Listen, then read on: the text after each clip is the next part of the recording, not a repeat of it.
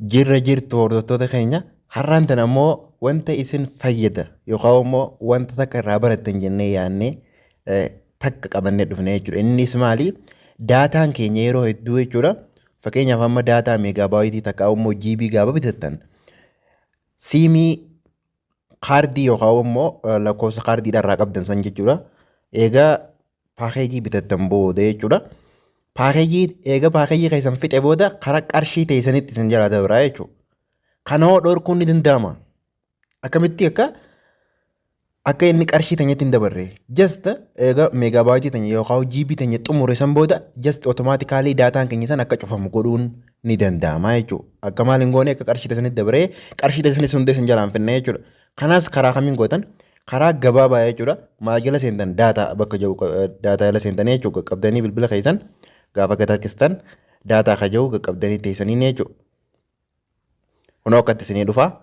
San booda eega akkatti isinii dhufe tuqxanii jechuudha.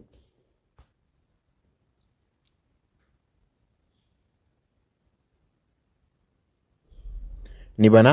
Amma kun maaliin fayyadu jechuudha. Hanga gartee moobaayilii keenya kanaan daataa fayyadamne jechuudha. Amma fakkeenyaaf febraarii keessatti jechuudha. Hanga namaa fayyadamee jechuudha. Yeroo hedduu waayifii waan fayyadamnuuf daataa waan fayyadamne hin jiru jechuudha asirratti. Amma isin kam gootan jechuudha. As tuqxanii jechuudha. Moobaayil daataa kaja'u daataa yuuzeechi kaja'u kana tuqxanii.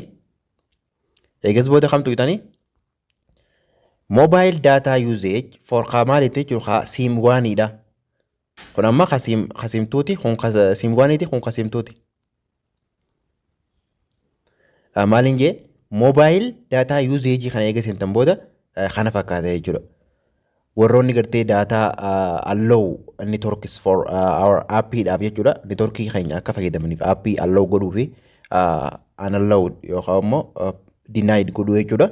Kanas kan yeroo dhuftu laallu ta'a jechuudha. Akkamitti daataa keenya san akka gartee appilikeeshinii biraa fayyadamee meegaabaaytii teenya san nu wajjin hin fidne jechuudha. Fakkeenyaaf amma nuti waan takka fayyadamuu barbaanne garuu immoo appilikeeshinii biraa by default ofii fayyadamaa jira jechuudha. Warroota akkasii sana ofirraa cufuu ni dandeenya. Fakkeenyaaf amma jiibii takka bitattanii jiibii takkitii san isin amma fakkeenyaaf faayila jiibii takka ta'u buufachuu barbaadan osoo appilikeeshinii biraa isin duraa hin nyaatin just waan barbaadan san irratti akka hojiirra oolchitan godhuun ni danda'ama. Kaja'u kan yeroo dhuftu laallu ta'a jechuudha. Ammoo har'aaf waan isin garsiisu moobaayiliin keessan just daataa akka isinii cufu jechuudha. Egaa jiibii teessan yookaan meegaabaaytii keessan xumurtan booda karaa kaardii teessanii isin duraa akka hin dabarre just meegaabaaytii yookaan jiibii san xumurraan akkuma ofii cufu jechuudha.